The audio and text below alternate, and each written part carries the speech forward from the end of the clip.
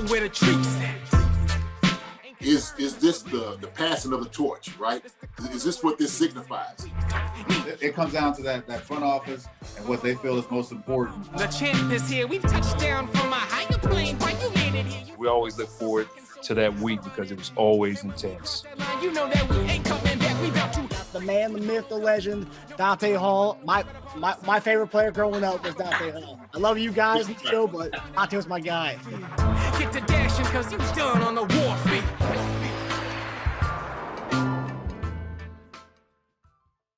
This episode of Chief Concerns is brought to you by BetOnline.AG. Hey there, Marcus Dash here from Chief Concerns.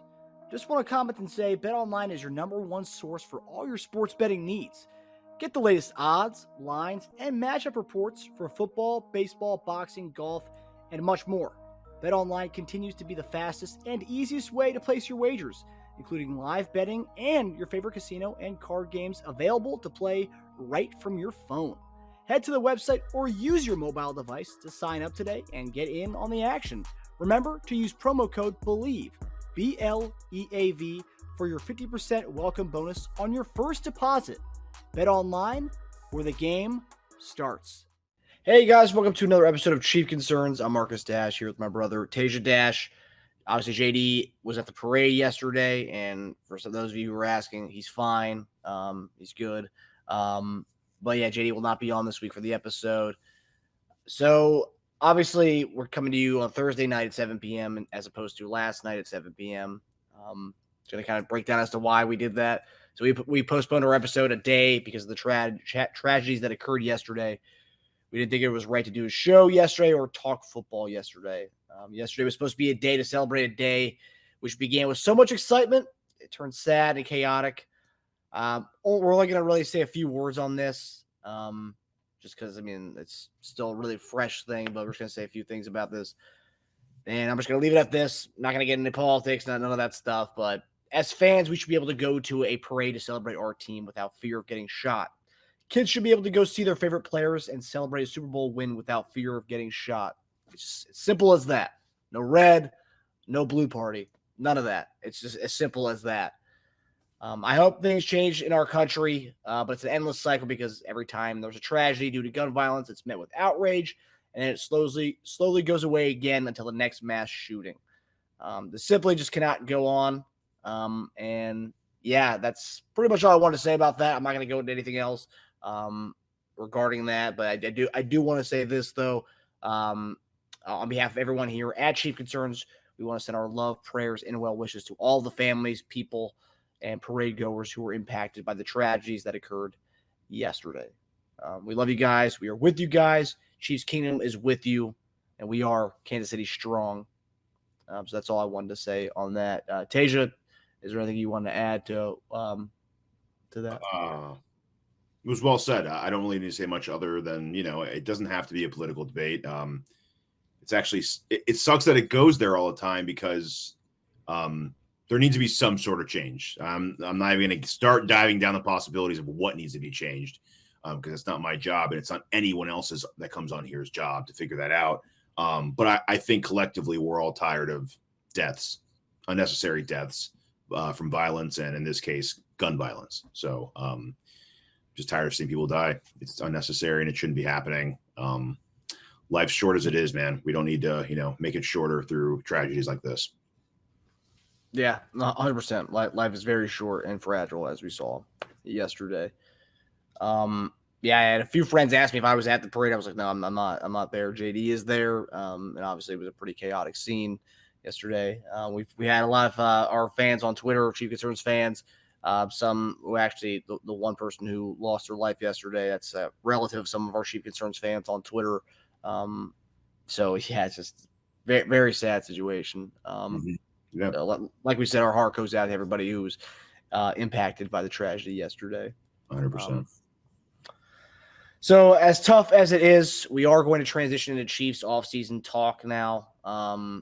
Sometimes, sports, as people say, is an escape from reality, especially as us fans and stuff. So we're going to use this as right now to kind of escape from the stuff that's going on in Kansas City and everything that went on yesterday. And to do that, we're going to rewind to take you before the chaos that happened yesterday.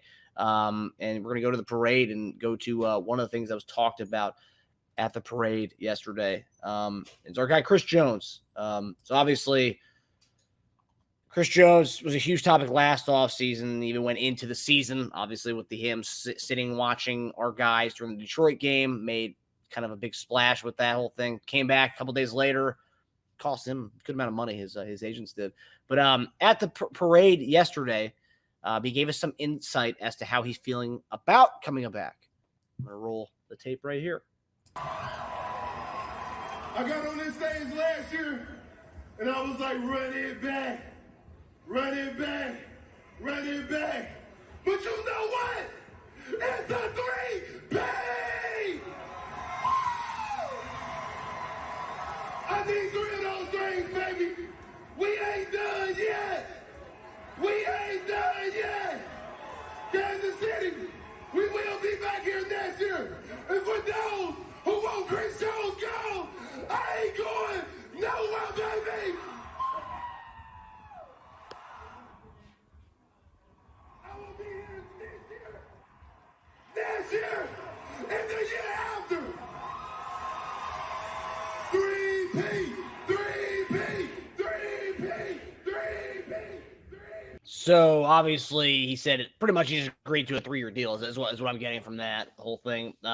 Yeah, obviously he was drunk a little bit, but I will say what they always say about people who have alcohol in them. They tell the truth. So he's telling the truth about something. I'm sure there's something with a 3-year framework's being worked on. At least that's what it seems like from what he's saying. Yeah, but, pretty specific.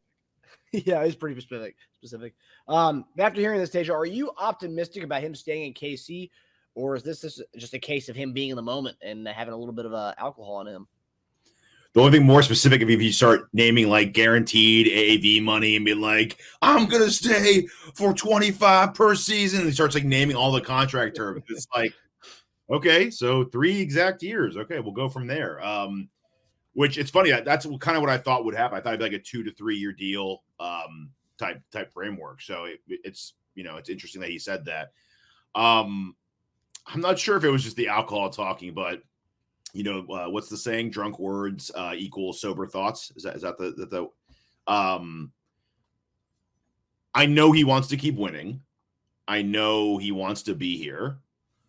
I also know he wants to get paid what he deserves. So where's the middle there? Did they find one? He had a really good season. He made a lot of money through the incentives. Are they comfortable? Pretty much. I think he made around like in the end, like 25, 26. So it's like, if you're the Chiefs and you're Veach, don't you just go, well, hell, man, like, why don't we just give you that money without some of these incentives? And you don't feel like you have to play week 17 in order to get that last sack. And you would have made that money anyway. So why don't we just give you 25, 26 per year? And then you can give us some more incentives to make it to like 30. Sure. Yeah. Exactly. Yeah. So why don't we just do, I mean, like, I don't, it's weird because he had to fight and claw for what they were going to give him anyway. Because I thought the numbers were going to be around there anyway per year. Granted, I'm sure some of it was going to be backloaded, you know, NFL contracts are. But I think it would definitely benefit Kansas City to start negotiating with him as soon as possible before the alcohol wears off, and B, before the honeymoon period ends. I think there is a rush on this because the franchise tag deadline is March 5th, and the fact that Sneed also needs a contract puts a definite, time bomb on that one. So they need to get to that ASAP, and I think the fact that both of them are free agents will speed up the overall process between them. Yeah, I think the interesting thing is, obviously, it comes on the heels of last week. There was the report from Adam Teicher that said that Veach is prioritizing, obviously, L'Jarius Sneed and Chris Jones. And then Mahomes, another report comes out that Mahomes is going to rework his deal to create some more cash. I mean, Chris Jones, and this is one thing I noticed too. So last year, he was in, and the whole thing was happening, right? There was a lot of drama going on the scenes, and obviously it came up until the season. But last year's parade, they have set guys that are supposed to talk. It was Mahomes, Kelsey, Bolton last year. Obviously, the coaching staff, or the coaches talk, and the GM and owner. Chris Jones was not supposed to talk last year, but Chris Jones came to the mic. Mitch didn't want to give it to him. Mahomes was like, give him the mic, give him the mic. They gave it to him. Now, yesterday, Chris Jones was scheduled to talk. So they know what kind of, what he's going to say. He could say, last year's the back-to-back. He wanted to bring everybody back. And then they didn't know what was going to happen last year. And this year, he's scheduled to talk. So it's like, okay, let's give him the mic. So for me, that's a big hint because Mitch did not want to give him the mic last year. I remember noticing and Mahomes had to say, give him the mic. And then he gave it to him. And then he said, we can't stop the party now, guys. Run it back. Yeah. This year, he's scheduled to talk right after Mahomes. And he says this bombshell here that, he's going to sign a 3-year deal, essentially. Mahomes is holding him up the entire time. I know. I couldn't tell if he was falling or if he was really close to the edge of the podium or the stage. Oh, yeah, probably a combination of both. He was just probably not a little. He was intoxicated and he was close to the edge, and Yeah, because Noddy was also up there trying to hold him back. Yeah, you can tell it was kind of like it was like watching your kid near the edge of a table. You're like, you kind of put your hand there, Yeah. So I also posted this question yesterday on our YouTube polling, our community board on YouTube. Question was to Chris Jones's comments at the parade about being in KC for the next 3 years. Have you optimistic? 305 people voted. We got 69% say yes, that they are feeling optimistic. 4% said no, and the other one was 27% said too soon to tell. He was in the moment. So we're split, not really split. So we got 70% to 30% on this one. That everyone's feeling optimistic about this, and I am in that camp too. The biggest giveaway. I already just said it, but they didn't want him to speak last year, and obviously they knew there was big divide on where there was. There was huge divide on where both sides stood. Mm-hmm. This year, you win a title, you go back to back, and now you're thinking a three-peat, and then you throw him in as a second speaker on that stage. Yeah, I think things are pretty good. And then he's saying this, you speak about it, you speak truths, and then his agent at the same time, right when I think you sent it to me, his agent actually tweeted right around the same time he said that when he was talking. He said, all right, cut the bar tab off, guys. You guys are, these guys are getting too drunk to speak or whatever.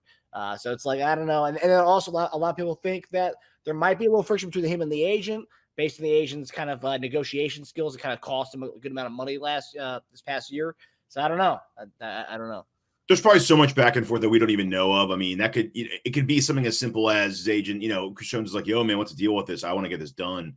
And his agent's like, we are talking about a 3-year deal. We're still working the numbers, but we think it'll be somewhere around the 3 years. So it could be, honestly, something as simple as that. Because think about it. And then at that point, which is very vague, you're telling your guy, like, oh, we're, keep your head in the game. Don't worry about contract. We're working on a 3 year something. Hopefully we'll work it out. He says that drunk. And his agent's like, whoa, dude, cut him off. Because I said, we're working on it. I didn't say it was done. So don't cost us a penny by saying that. So, it's interesting for sure. Hey, we'll see if a 3-year deal happens in the end. We'll know that they started talking framework way ahead of time. Because, although Jones and Veach aren't talking about this, his agent and Veach are, GMs always say this stuff, we're in constant communication with those people. Yeah. And then Jones is obviously in constant communication with his guys, right? Especially being a free agent. So it's interesting. It's not that far away either, by the way. We had 1 month till free agency show. I mean, there's going to be rumors coming out before then. Well, let me ask you a question. You can maybe make this a poll. If he's not signed by the franchise deadline. Oh, yeah. How much more worried are you? Which is basically almost the start of free agency at that point. But the deadline would mean that we came and got. I think that is a marker for getting something done. At least like a headline to say like working toward a new deal. I'd like to see that in the next couple of weeks. If you had a bet, who would get the franchise tag, him or Sneed? If you had a place to bet on it, we can franchise Jones. As everything I've read that we can franchise Jones. Huh. Okay. It would be a lot though, but yeah. Well, that's the thing. I think Sneed would be a little less if we franchise tagged him. I'd rather franchise Sneed because I think we would save more in the end on that, doing that. Yeah, no, I agree. Yeah, hopefully that happens, and then it'll be coming up soon here.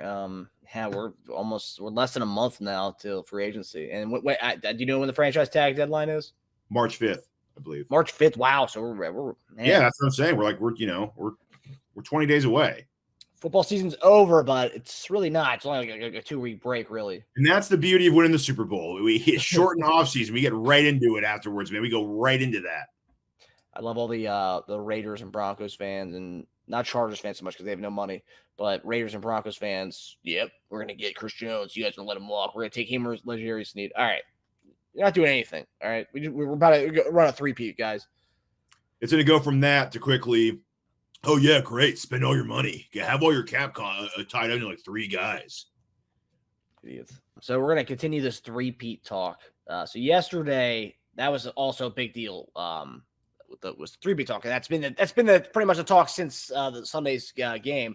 But at the parade yesterday, 3-peat talk was mentioned by everyone, pretty much everyone who spoke, from Clark Hunt to Brett Veach to Pat to Chris Jones. I think even Pacheco maybe said something about it. I don't think he did, but everyone pretty much said something about it. He was too busy carrying a goat. Yeah. So the last team to go back to back was the 04 and 05 New England Patriots, who failed to 3-peat, losing in the conference championship in 06. Then they didn't win a Super Bowl until 2015. So they had a 10-year drought. So my question to you is, Veach is generally a long game guy. By all his trades he makes, a long game. The Tyreek Hill trade, I don't think anyone expected us to win so fast after that Tyreek Hill trade, but we did. Even still this year, they were still talking about Tyreek Hill in some of these hot take shows. But Veach, generally a long game guy.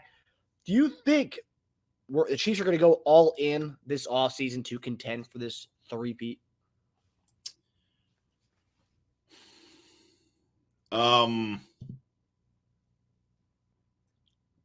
It's so tough. I think we're going to have more of a we'll figure stuff out later on.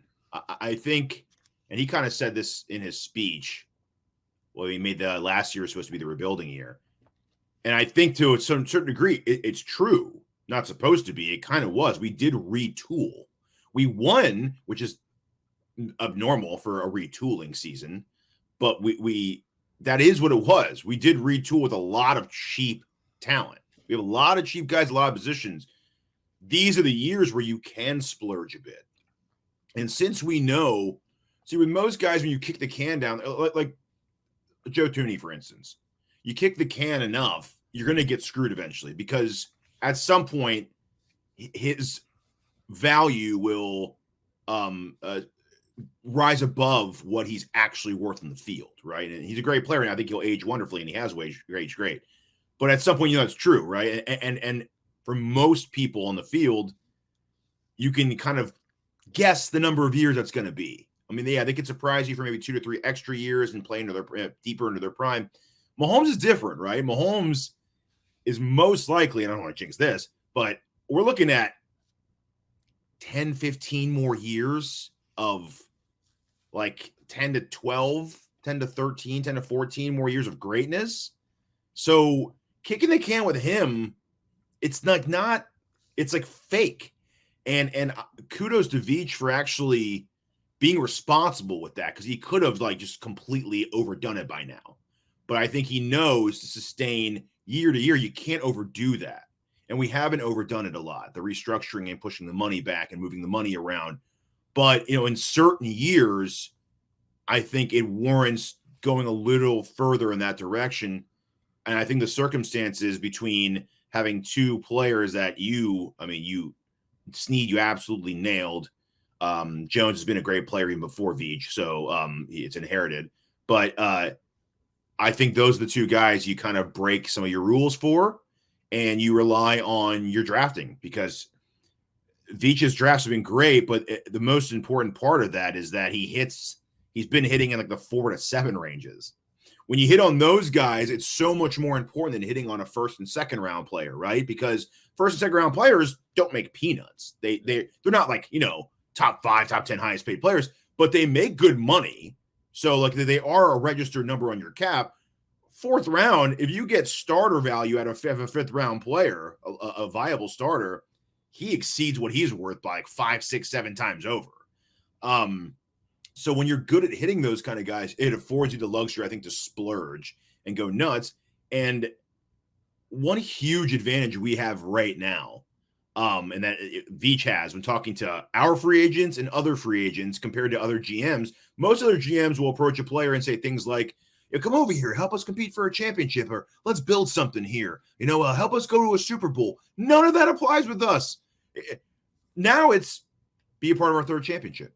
Help us make history, right? Be included in the history books. Don't you want your name cemented in there? We're going to the Super Bowl, dude, with or without you. You want in or you want out. It's like when I was thinking about this too, it's like the Danny Ocean propositions from the Ocean's 11 films. Like, if you were like a cool, like the thief in those movies, like in that reality, right? After you've heard Ocean's done it twice, the third time around when Danny Ocean proposes you a heist, you're not like going, I don't want to go to jail. You're not going to jail. You're going to come away with millions. You're going to win. So it's like, if Danny Ocean proposes something to you in Ocean's 13, you're an idiot if you don't say yes to that at that point, because you're just going to win and come away with a lot of money and a lot of riches and a lot of fame. So that's what Veach is. Veach is Danny Ocean in Ocean's 13, asking you to jump on and steal from another casino owner. I'm not even sure that was a plot to that movie, but you know what I mean. So, That's part one, I think. Yeah, it's turning down a major payday, and that's just how I would feel if he approached me on that. I just think it's a major advantage to have. Yeah, I mean, like you said, we haven't really done much. He's done a really great job of not trying to go all in and putting all your chips to the center of the table. I do think this year is a unique opportunity because, like, everyone's so obviously the Jerry Sneed, Chris Jones is the main topic for the offseason. Until we see what's going on with that, I don't really care about the receiver situation, all that stuff, because everyone's still saying we need another receiver, whether that's draft or veteran guy. I do think it's gonna be a vet though. That's my personal opinion. Great receiver draft though. It is, but we'll get to that at some other point. But yeah, we have plenty of time to talk about receivers. But like, I don't know. I just feel like outside of Rice, we haven't really hit on the receiver. I mean, yeah, Hardman was great in this playoffs, but like Hardman never became the second round receiver we thought he was going to be. I try to think. But we've won with that. That's true. And is that? Yeah, that's where it's like. That's the problem. And what's a good thing, but it's also a problem. Yeah, because we see Pat knows, though, man. You see the frustration in his face all throughout the season. We're going to bring in someone. There's a reason why we were so close to signing D-Hop. I mean, and that came very close. OBJ blew that up. Sure. The Ravens blew that up with it. You can still have holes and win the Super Bowl. Yeah, no, exactly. I just think that since we are chasing greatness, something that's never been done before, obviously we're chasing greatness anyway, regardless if it's the three-peat or not. We're chasing something that's never been done before. I mean, what more beautiful? I mean, that would be just putting icing on the cake with everything. I do think that there is going to be an element of all in, and we'll also talk about, guys, windows. Mahomes, obviously, like you mentioned, 10 to 15 years window. There's no window there. That guy's always going to be competing whether we have a team around him or not. Even in the years, we talk about the 10-year absence from Brady winning his last one to the 2015 one from 05 to 15. They came close every year.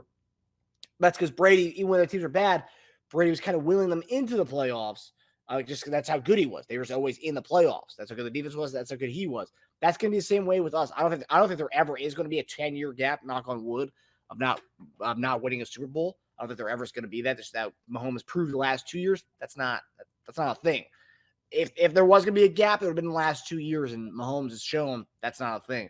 So I just think there's going to be an element of, hey, Kelsey has 2 to 3 years left, 2 to 4 years left. I don't know how many years he has left, but there is that window there. Can he be the guy? Can he be what he was in the playoffs all throughout the season? I don't know. I think you need to get somebody in there to kind of go hand in hand with that, and that's why I think there's going to be an element. Yeah, 2 guys, and that's why I think there's going to be an element of, okay, shoot, we're chasing greatness here. We're chasing something that's never been done before. Let's retain our guys, even if it is 1-year deals. And also, too, with the Chris Jones thing, 3, he says this year, next year, and the year after. Is this year saying he's talking about this year or the upcoming year? Because it could be a 2-year deal. We're saying this year, I'm going to be here this year, next year, and the year after that. I don't know. 2 to 3 years, I'm fine with that. That's still in that same window. In 2 years, if I remember correctly, 2 years is what we wanted to offer him, but he wanted more than 2 years, if I remember correctly from that whole. And if you think about it, for his point of view and his pocket, 2 years gives us 2 more title runs. If you want to get 4 in a row, I doubt he'll leave. I doubt he'll leave if we're at 4 in a row, and 5 in a row. I mean, at that point, you're like, okay, I'll leave when we lose. How about that? The 1 year deal, but he can still get a massive payday at 32 if he's still playing at a high level. So it won't. The difference between a payday now and a payday at 32 for a team that wants his services, it won't really change that much. It really won't. So in his mind, he could still get good money here. It's not like we're lowballing him. I mean, he made 2 less than, in the end, he made 2 or 3 less than what he wanted to get per season. I don't think it's screwing him by any means.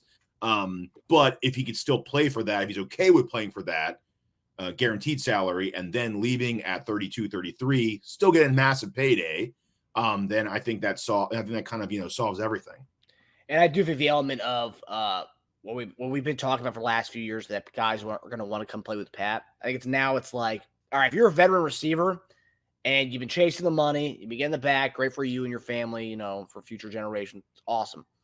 But if you're talking about your legacy, if you are a D-Hop kind of guy, if you are, Mike Evans already has a ring, so not him, but a D-Hop guy, I'm going to use him as the example, not really him so much, but a veteran guy who's produced throughout his career, come sign in Kansas City for 1 year to get a ring. At this point, it's like, all right, if you're not doing that, what are you doing? And I think the back-to-back element, the potential three-peat element, you're going to start to see the guy who are some examples from the Patriots, like the Dante Stalwarts of the world, the guys who were kind of vets who didn't, were solid, but they didn't have a ring. We're going to try to jump on board. You saw Moss at the end of his career do that. So I think we may see some of that. And I think this year could happen.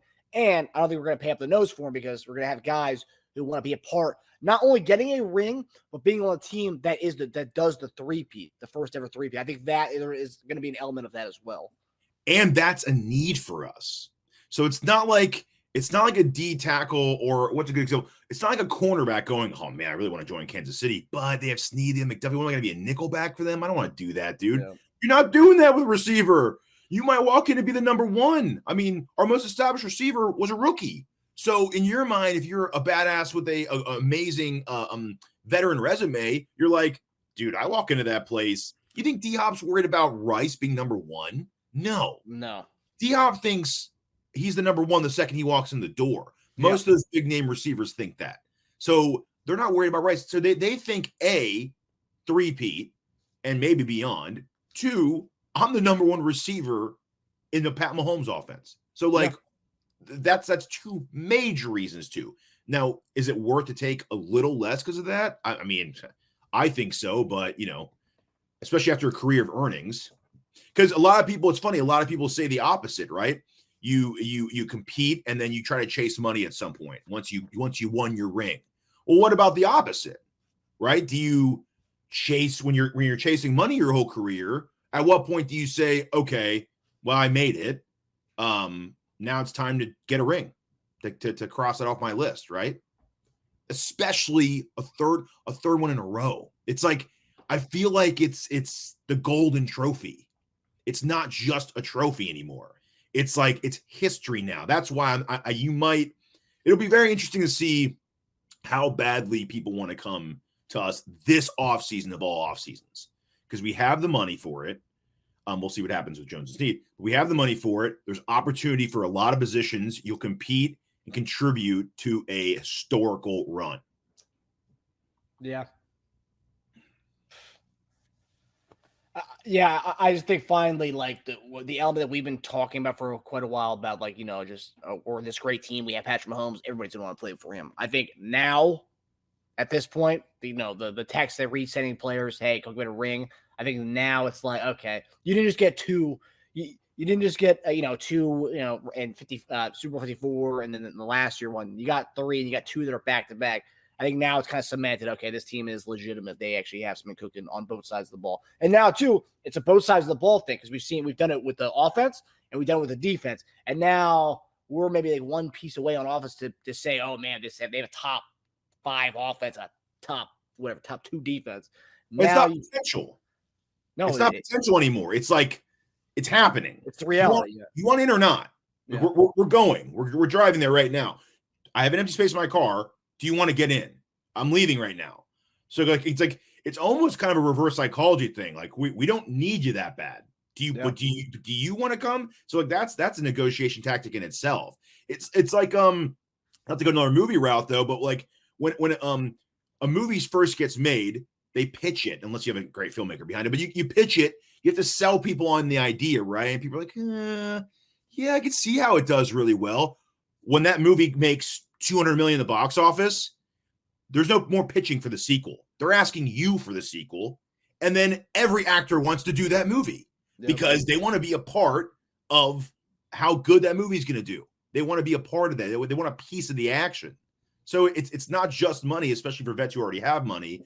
It's the historical aspect. They want to be a part of that run. Yeah, no, 100%.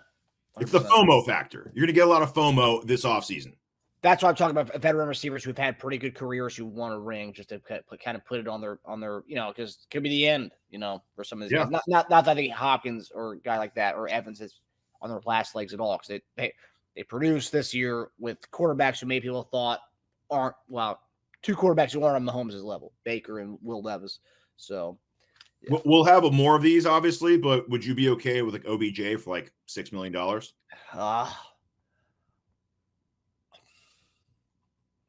Yeah, I'd be okay with that. I would find a way to rationalize it and be really hyped about it. But you'd still want to draft a guy in the top 3 rounds, right? If it's OBJ, yeah. Hollywood Brown, D-Hop, no, I don't think we need to go early in draft. But OBJ, he's a guy who's on his last legs. I'd still be in favor of it. Yeah. Drafting a guy. Not if you get Hollywood Brown. Brown's young. I'd still say so. Yeah. Just because different skill sets, we'd still have a need. That middle of the field, I mean, Kelsey won't be able to do that wiggle and just get open for the next 4 years, obviously. So we need a guy who can, I think we have a deep threat need and a wiggle middle of the field need. Yeah. We have our yak monster. We have that. We have the guy you just throw it. Be that wiggle guy. Yeah. What? Sky Moore is supposed to be that little middle of the field wiggle guy. Okay, well, we're not dealing with supposed tos anymore. I know. Didn't get one rep in that Super Bowl. Crazy. Yesterday, as the parade was going, there was a report yesterday that Steve Spagnuolo is getting a contract extension. No details released on that yet, but Spags became the first coordinator to win 4 Super Bowls as a defensive coordinator, 3 with Kansas City, and 1 when he beat the Tom Brady 18-0 Giants in the Super Bowl. So obviously well-earned, well-deserved. The defense was phenomenal this year. Without the defense playing the way they did, this team was not – there's an argument can be made, probably not in the playoffs. But nonetheless, that defense came alive all year long. Even week 1, we didn't have Chris Jones. Defense played really well against the Detroit Lions. Like, wait, can we actually – I mean, that was a question of that game. Are the Lions legit or the Chiefs legit? What's going on here? And, yeah, we saw the Chiefs' defense legit all throughout the season. Outplayed. They're even the number 1 rated defense in that last game, in the AFC Championship game. So, yeah, Spagnuolo earned it. I don't know how many years it's for. He got a lot of attention this past week from Tyreek Hill, other players. Actually, his old the Rams COO, I believe, or one of the front office guys who, Spagnuolo was the head coach of the Rams for a little bit, and I forgot the guy who said it, but he said essentially that Spags should get another job opportunity to be a head coach somewhere. Now, I don't know if that's something he wants to do. I think he might have said a little bit that he wouldn't mind doing it again. But his wife literally just moved to Kansas City. She's been, I think she was in New York or Philadelphia for the last 2 years, and then she finally moved to Kansas City. So, yeah, I think Spags more than deserved it. I think everybody in the defense loves him. Chris Jones loves him. Justin Reed loves him. Everybody in the team loves him. I was watching one of those behind the scenes shows from the Super Bowl, and it's just great because the stuff he was telling the defenders, obviously scheme and all that stuff, but he talks to them like real guys, and obviously these coaches all do. But it was right after the Niners scored their touchdown, the throwback when Jennings threw the pass. He goes to the group on the sidelines, and Chris Jones rallying them, trying to talk to them. He goes, guys, they had to do a trick play to score on us. They had to do a trick play to score on us. So that's what's happening here. And I was like, yeah, it's exactly what we were saying when we were watching that. But thoughts on Spagnuolo getting a contract extension? Are you obviously happy about that? What are your thoughts on that? Great move to get it done so early. First off, do we already have an A for the offseason? I think so. Yeah. Early A. To the first week of school. Yeah, you got an A still. It shows me that the Chiefs have their priorities straight. You can make an argument that Spags is our third highest free agent priority behind Sneed and Jones.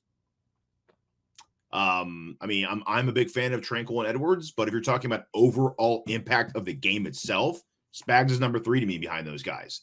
The beauty is he doesn't count against the cap, so it's even better, right? You just locked in one of the most important defensive pieces without even counting against the cap. Coaching continuity is so important. And in case we do lose a piece like Sneed or Jones, it makes me feel good to know Spags would still be here to help the defense keep playing the way it is going forward. Because I think what his most impressive, see, as great as the defense was this year, I think last year was more impressive because of the amount of young players and rookies he had. Yeah, we're still, I think, the youngest defense in the league, but they were babies last year, and he coached them to play that way, which in Veach's mind is it's a blank check because it's like, so I know I can give you a bunch of baby-faced rookies and you're going to put a good product out there and like have a good defense on the field. So with the many years of Mahomes' big cap number, that would make Spags even more important to make up for that loss of the money that we're spending on Mahomes. And we're going to have to, pinch some pennies on defense over the next 10 years or so, 12 years or so.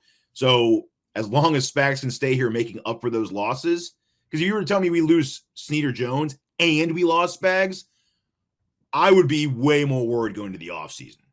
But, with the players, young players we have and drafting the way we talked about before was Veach, and with the coaching continuity we have and Spags controlling the defense, it makes me worry less about losing players here and there. Yeah. Yeah, I think it's a really good point that he was one of the higher priorities on of our offseason checklist. I didn't even know he's a free agent, to be quite honest with you. So there was contract was coming up. But yeah, to lock him in also too, I mean, like you could just say Super Bowl, not that we would have fired Spags if we had lost because he did such a phenomenal job, but I'm just saying look at the Super Bowl matchup. You have the Chiefs, you have the 49ers. Niners lose, and they played a pretty good, solid defensive game against us. They had a really good game playing against us. They fired the DC 2 days later. I mean, there's levels to this, guys. I mean, like, we're back to back for a reason. We have a great front office for a reason. We have a great coaching staff for a reason. And like, you have teams that are getting a team that gets the NFC Championship every year. I know their DC gets poached like every year.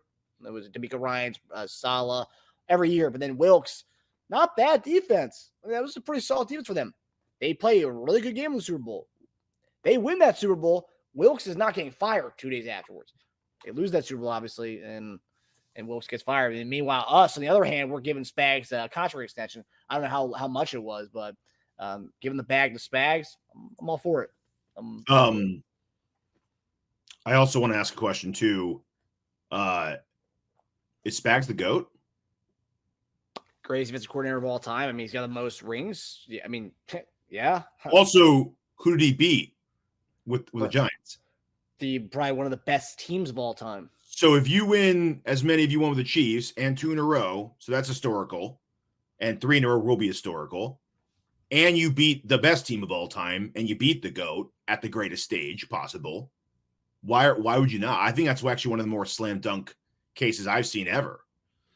Whoever beat Brady in that one, I mean, look, I know Eli Manning's not called the GOAT, but Eli Manning in a lot of ways didn't beat Brady. Spagnuolo beat Brady, right? Yeah. So, a guy who had Brady's number and who's winning with the youngest defense in the league 2 years in a row, I don't even think it's a question. I think he's the greatest defensive coordinator of all time. Yeah, and it's funny because no one actually ever thinks about the coordinators being like up there as far as the rankings wise. But yeah, looking at that body of work, when I saw that he has the most rings for a defensive coordinator of all time, yeah, I mean that's it. There's no that you at that point you got to kind of show the parallels there. It's like, okay, we had Bob Sutton awful, not an awful defense. We were opportunistic defense, but we were. I mean, it was pretty. There was times where it was really rough. Opportunistic, relied on turnovers. This defense doesn't really rely on turnovers. Our turnover differential is not good. However, we dominate literally every other thing. We don't really need turnovers. We're getting 3 and out. Get all the field. I mean, we don't really need turnovers. I mean, so that was that's the interesting thing about this defense. But go from Bob Sutton to Spags, we start winning. So I mean, is that not a coincidence anymore? 3 rings now, not a coincidence from Bob Sutton to Spags. Huge upgrade. I know there was a lot of people who wanted Rex Ryan. We got Spags. A lot of people were upset by that. Hopefully, all those people who are mad about that, hopefully they feel good. All right. I hope so. With Spags. Yeah. Spags, it was a huge one. Another big one was Joe Cullen, our defensive line coach, sticking around here. That was reported by Adam Schefter on Monday, I believe, when Schefter was talking to Pat McAfee, kind of, put in there that the Chiefs just signed Joe Cullen to an extension. And that was like, wait, what? No one's heard anything about that. But Joe Cullen will be sticking around. Don't know the details on that. But Joe Cullen, he's been amazing since he's been here. They've been here for the last 2 years. And his impact is so profound. I was looking at this. So talking about D-line. So in 2021, this is the last year of whoever our D-line coach was before Cullen, 31 sacks. We were near the bottom of the league. We were 29th in the league in sacks. His first year, second in the league in sacks, 55. So that is a 31 to 55. So 24 sack increase in his first year there. This year, second in the league in sacks again, 57 sacks. So he took a bottom pass rushing team to the last 2 years of being the top 2 in the league in sacks. So I think that as a Chiefs fan who, last 3 years, I think all of us were touting, we need edge rushers. Karlaftis has been great. But just even the other guys, Mike Dana, the other guys have stepped up. Malik Cameron, we're picking up guys off the street, and they're coming in and dominating. And I wouldn't say dominating, but, being serviceable guys. Carlos Dunlap, awesome. A guy a lot of people thought was the end of his career, couldn't do anything. Comes in, gets 6-7 sacks, and rotating in with us, looking like a serviceable guy. A lot of people wanted him to come back this past year. Turns out we didn't need him just because that's how good Joe Cullen has been. Cullen has been greatly embraced by everybody. Chris Jones loves him. During the holdout this past offseason, Cullen was saying he was talking to Chris Jones every day on the phone during the training camp. So, he's got a good rapport with these guys. And I think to talk about good offseason moves, and I think, if I remember correctly, there was rumors that Cullen was actually getting looked at to go to Michigan to be a DC. So inking him in to this job at this continue to be our DL coach, D-line coach, I think it's a great, huge move, especially when you got Steve Wilkes being fired on the other end, because who knows who they're going to interview for that DC job. So inking in both our guys to be our DCs, pretty good. And also, too, that's interesting. We're moving towards an offensive league, but of the 8 coaching vacancies this offseason, 5 of them were defensive coaches. So, defensive coaches teams still want defensive coaches as their head coaches. So everyone's trying to fight Mahomes. That's why. Pretty much, yeah. So what are your thoughts on the Joe Cullen and also how quiet that was? How a quiet move, but we just do it right the day after the Super Bowl. Boom, check. Yeah. Again, priority straight. You locked up 2 really important coordinators on our team.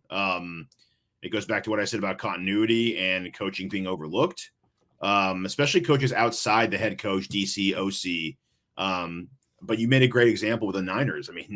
They held us in check for a good amount of that game. 6 or 7 drives were 3 and outs for us. We had 2 drives of negative yardage output. And they fired their DC after all that. So the game is extremely fragile. All these guys' jobs are extremely fragile. It's actually scary. You never know what's going to happen from game to game, season to season.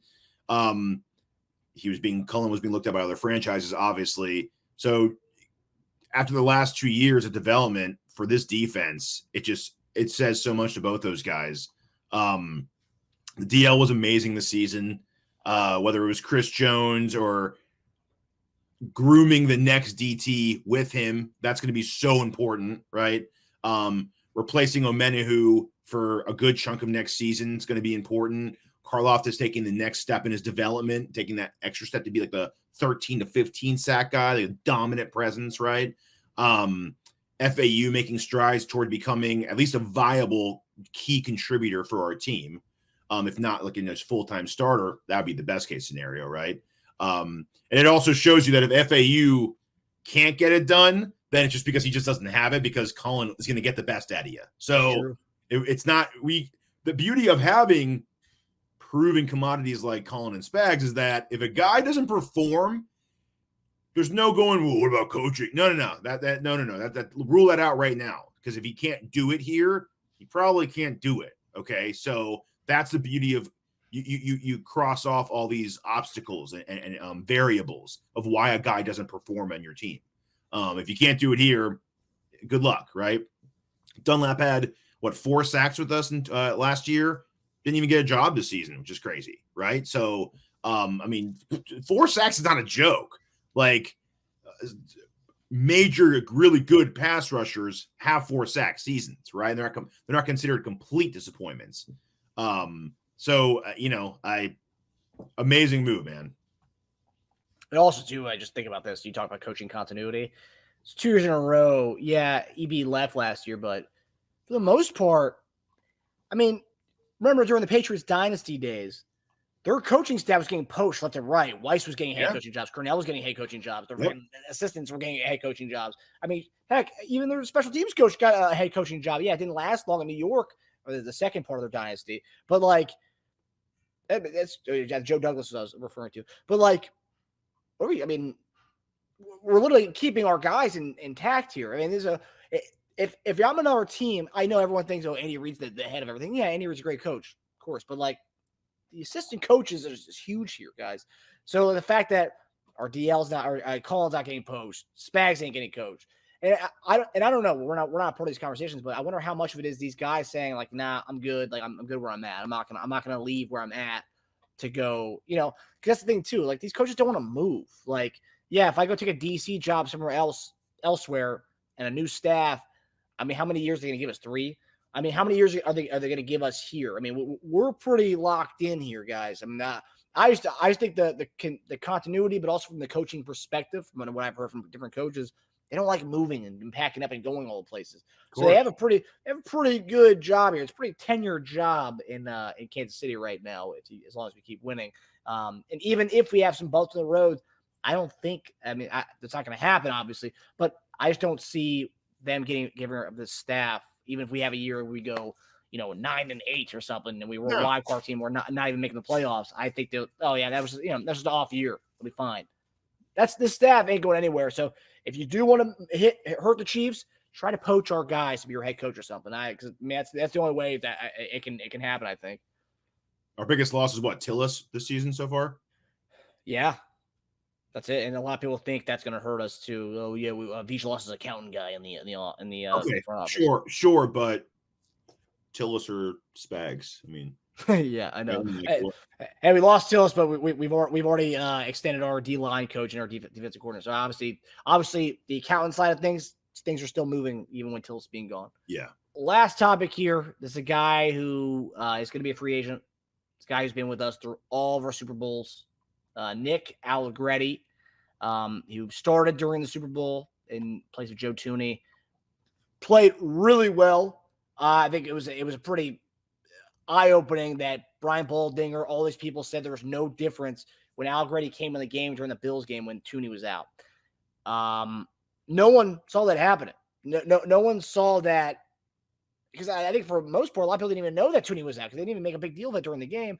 Allegretti comes in, does a great job in both Buffalo, second half of that game, Baltimore, and then the Super Bowl. But Allegretti gets hurt second quarter of the Super Bowl, tearing his UCL. The guy, this is the second quarter. We didn't hear about this till Tuesday of this week, 3 days later after the Super Bowl. So Allegretti's an animal. This guy played through a horrible injury in the Super Bowl. In the second quarter, play got shot up and just played the rest of the game. He's going to be a free agent.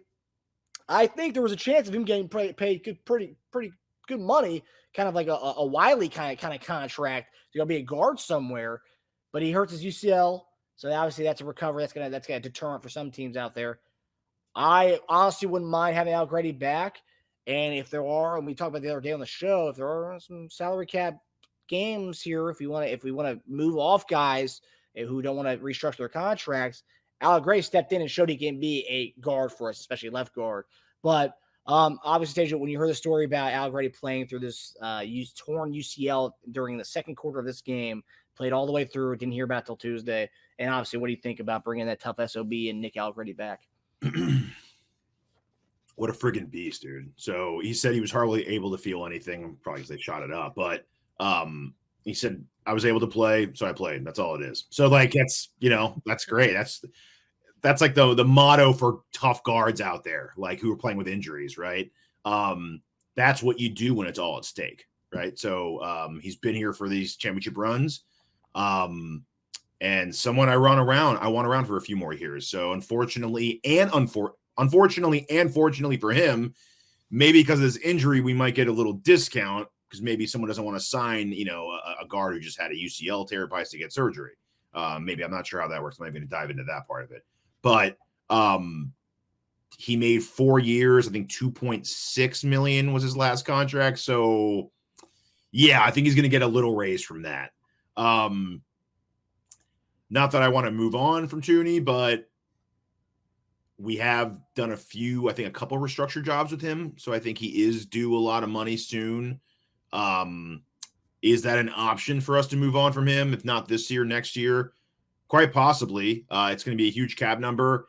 And I think if there's one thing this playoff run showed us without Joe was that there's life beyond him on the O-line in that left guard position. So we're not completely finished without him. I think we thought, because he was such an Iron Man, we couldn't envision an O-line without him starting at that guard position. But I think we see that now. It's like, okay, we actually can do that without him. So not to say we should move on without him, but we can. And probably, so at this point, as good as Tooney's been, if I said Allegretti at $4-5 million, or what's Tooney making right now? Cap hit $26 million. Wow. Yeah, he's making a lot, man. He restructured 7. So his base salary 15, signing bonus 3, workout bonus 500,000, restructured 7.5. So his cap hit is almost 27 million with a dead cap of 21 million. Wow. You're telling me, is he $20 million better a season than Allegretti? Tooney's good for sure. I'm not saying he's not. We're $20 million better. That's a lot of money, man. His cap hit is what we want to pay Jones. Yeah, no. Should we discuss the importance of Tooney versus Jones at this point? That's what you're paying him. And if you're Jones, you're like, dude, you're paying Tooney 26, man, almost 27. That's what I want. Like, you're paying him that willingly. You're telling me I'm not as important as Tooney. You know what? Jones has got a good gripe there. So, yeah, again, tough decisions are going to have to be made at some point soon. But you have to be smart about when you do it, who you do it with. You have a guy that, played well without a beat, man, pretty much. Am I saying Allegretti's as good as Tooney? No, I'm not. I'm not at all. Do I think he's $20 million better than Allegretti? No, he's not. So tough decisions will have to continue to be made. And we have Trey Smith coming up, and we have Creed Humphrey coming up. So we have O-line as revamped as we made it a couple years ago. That might change again pretty soon. It happens fast. We had young talent who all of a sudden their contract's coming up soon.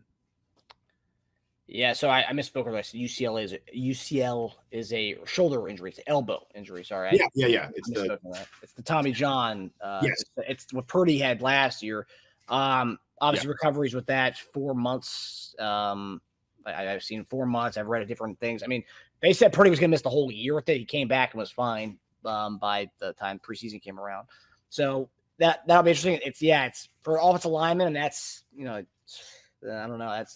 That's kind of a rough one, but in 4 months, standard recovery time for Tommy John surgery is at least 4 months to return to throwing activities.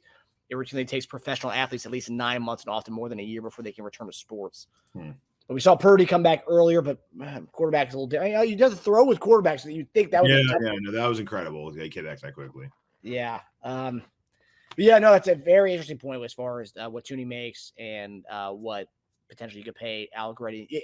And quite frankly, we showed, and everyone's talking about, we proved we can get by with receivers not really giving us much. Well, we proved that we can get by with a left guard who isn't making top tier money in the Super Bowl too. So that's gonna be an interesting decision to make. I could possibly see something going on with that. So you made 2.4 with us last year, base salary. You gave him a 1 year, $2.4 million deal. So, I mean, run it back, baby. Yeah, I'd say, he definitely deserves a raise. For sure. All right, guys. Well, that does it for us. Again, like we mentioned in the beginning, our hearts go out to everybody in Kansas City, everybody who was, impacted by the tragedies yesterday. We love you guys. So obviously off season, so we won't be having as many shows, but Monday, JD and I will be back on. We're gonna kind of review some of the position groups we have going into the off season. So kind of previewing who's going to be a free agent from each position group. We're going to do one position group a week. And of course, next Wednesday night, we'll be back on our show for our regularly scheduled Chief Concern show. Obviously, again, we didn't do it last night just because with everything going on, we just didn't think it was proper for us to do a show. But we love you guys. Thanks for Teja for coming on. Teja's gonna be making some sporadic drop-ins, and now we won't have post-game episodes. We'll be making sporadic drop-ins during the season. But Teja, thanks for coming on as always, brother. 100%. Love you guys. Love you, buddy. I hope everybody enjoys their night. Hope everybody enjoyed the episode. We'll see you guys on Monday. Take it easy, everybody. Hi, everybody. Thanks for watching. Subscribe here to get the latest from the show. Also, be sure to check out the best clips from Chief Concerns. And if you prefer to listen to the show, subscribe and follow us on Apple Podcasts, Spotify, and anywhere else you get your podcasts.